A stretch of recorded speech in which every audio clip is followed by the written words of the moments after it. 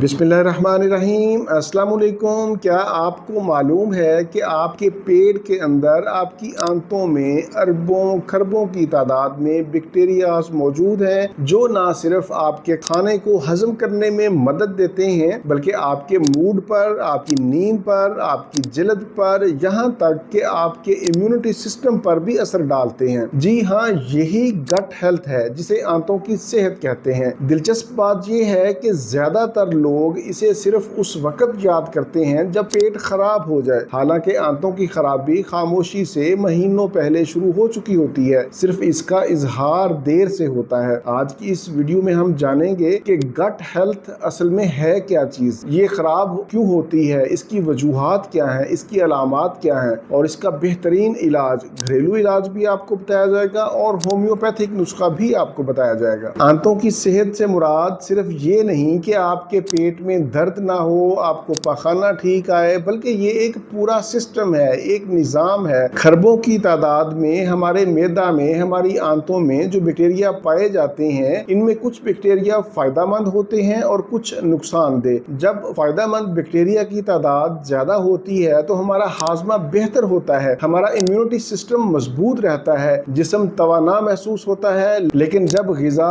खराब हो, ज़हनी टेंशन हो, बार बार एंटीबायोटिक का इस्तेमाल किया जाए तो फिर नुकसानदेह बैक्टीरिया की तादाद बढ़ जाती है और इसी कैफियत को गट डिसबायोसिस कहा जाता है। यही वो खराबी है जो आगे चलकर कई बीमारियों की जड़ बनती है। आंतों की सेहत की खराबी की अहम वजूहात में गैर मुतवाज़न खुराक, प्रोसेस्ड फूड, ज्यादा चीनी, फ्राई चीजें, फास्ट फूड का मुस्तकिल मुसलसल इस्तेमाल, एंटीबायोटिक्स का बार बार इस्तेमाल करना। एंटीबायोटिक्स के इस्तेमाल से नुकसानदेह बैक्टीरिया तो मरते हैं, लेकिन इसके साथ साथ जो फायदेमंद बैक्टीरिया होते हैं वो भी खत्म हो जाते हैं। अच्छे बैक्टीरिया की तादाद कम होने से आंतों का तवाज़न बिगड़ जाता है। ज़हनी दबाव और नींद की कमी, मुसलसल ज़हनी दबाव और नाकस नींद भी आंतों की हरकत और बैक्टीरिया के तवाज़न दोनों को मुतासर करती है। इसके साथ साथ पानी की कमी, मुनासिब मिकदार में अगर पानी का इस्तेमाल ना किया जाए तो इससे भी हाजमे का अमल सुस्त हो जाता है। अगर आपकी खुराक में फाइबर की कमी पाई जाती है, यानी सब्जियां, फ्रूट और सालम गंदम का इस्तेमाल नहीं किया जाता, रिफाइंड ग़िज़ाएं ज़्यादा इस्तेमाल की जाती हैं, तो ये भी आंतों के लिए इंतहाई नुकसानदेह साबित होती हैं। अगर आप वॉक नहीं करते, सारा दिन बैठे रहते हैं, तो इससे भी आंतों की हरकत सुस्त होती है। जब आंतों की सेहत खराब होती है तो इससे जो अहम अलामात सामने आती हैं उसमें बार बार पेट में गैस बनती है, पेट फूल जाता है, खाने के बाद भारीपन महसूस होता है, कब्ज या दस्त की शिकायत हो जाती है, मुंह से बदबू आती है, जल्दी मसाइल जैसे कील, महासे, खारिश, हर वक्त थकावट का महसूस होना, नींद ना आना, बार बार जुकाम या इन्फेक्शन का होना, ये कमजोर कुव्वत मुदाफ़ियत की निशानी है। मूड में बिला वजह उतार चढ़ाव आना, अगर आपके अंदर ये अलामात मुसलसल नजर आ रही हैं तो ये इस बात की निशानदही हो सकती है कि आपकी आंतों के बैक्टीरिया का तवाज़न बिगड़ चुका है। आंतों की सेहत को बेहतर बनाने के लिए जरूरी है कि रोजाना आप अपनी खुराक में मौसमी सब्जियां, मौसमी फ्रूट्स और फाइबर वाली अशिया का इस्तेमाल करें। दही या दही से बनी हुई अशिया जैसे लस्सी है, इसका इस्तेमाल करें, ये बेहतरीन प्रोबायोटिक है। जरूरत के बगैर अपनी मर्जी से एंटीबायोटिक्स का बार बार इस्तेमाल न करें। चहलकदमी और हल्की वर्जिश को रोजाना अपना मामूल बनाएं। रोजाना रात को 7 से 8 घंटे नींद पूरी करें। ज़हनी दबाव को कम करने की कोशिश करें। अब मैं आपको एक घरेलू नुस्खा बताता हूँ जो